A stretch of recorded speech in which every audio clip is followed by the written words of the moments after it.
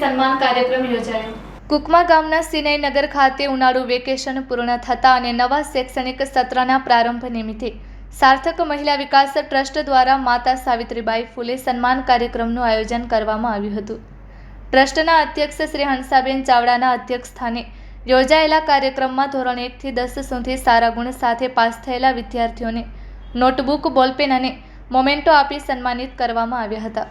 કાર્યક્રમમાં ટ્રસ્ટના ટ્રસ્ટીશ્રીઓ ધનુબેન અતુલભાઈ મહેશ્વરી, સવિતાબેન હિરજી મહેશ્વરી, જયશ્રીબેન મહેશ્વરી, ખીમીબેન મહેશ્વરી તેમજ પ્રેમિલાબેન મહેશ્વરી સહિત અનેક મહિલાઓ ઉપસ્થિત રહી હતી। દાતાઓના સહયોગથી આશરે 200 જેટલા બાળકોને નિઃશુલ્ક નોટબુકનું વિતરણ પણ કરવામાં આવ્યું હતું। આ પ્રસંગે મુખ્ય અતિથિ તરીકે કચ્છ જિલ્લા પંચાયતના શાસક પક્ષના નેતા ધનજીભાઈ ચાવડા તેમજ કચ્છ જિલ્લા મછોયા આહિર સમાજના ઉપપ્રમુખ દેવજીભાઈ ગોવિંદભાઈ ચાવડા ઉપસ્થિત રહ્યા હતા। તેમણે સાર્થક મહિલા વિકાસ ટ્રસ્ટના શિક્ષણ અને સમાજલક્ષી કાર્યોને બિરદાવ્યા હતા। ધનજીભાઈ ચાવડાએ આવા પરોપકારી કાર્યોમાં સતત સહકાર આપવાની જાહેરાત કરી હતી।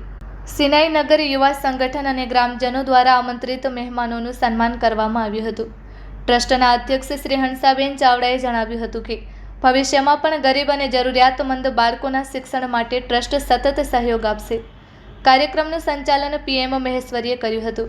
સમગ્ર કાર્યક્રમને કુકમા ગામના ગ્રામજનોએ ઉત્સાહપૂર્વક આવકાર્યો અને શિક્ષણ પ્રત્યે જાગૃતિ ફેલાવતી આ પ્રવૃત્તિને બિરદાવી હતી। Report by Adam Notiyar, bureau chief, Kutch Care, TV News, Lakhpat તાલુકો। હું હંસાબેન ચાવડા, સાર્થક મહિલા વિકાસ ટ્રસ્ટની પ્રમુખ।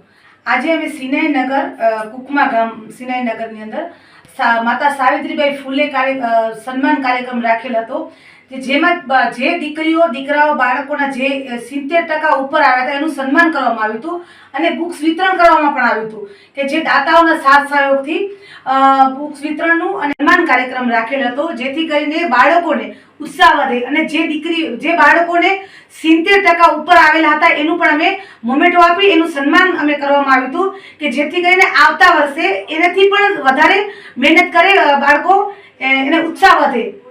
આજે આ બાળકનું સન્માન, આ વર્ષે આ બાળકોનું સન્માન કર્યું છે, અમે પણ મહેનત કરીએ આવતા વર્ષે અમારું પણ સન્માન કરવામાં આવે જેથી કરીને મેં તમામ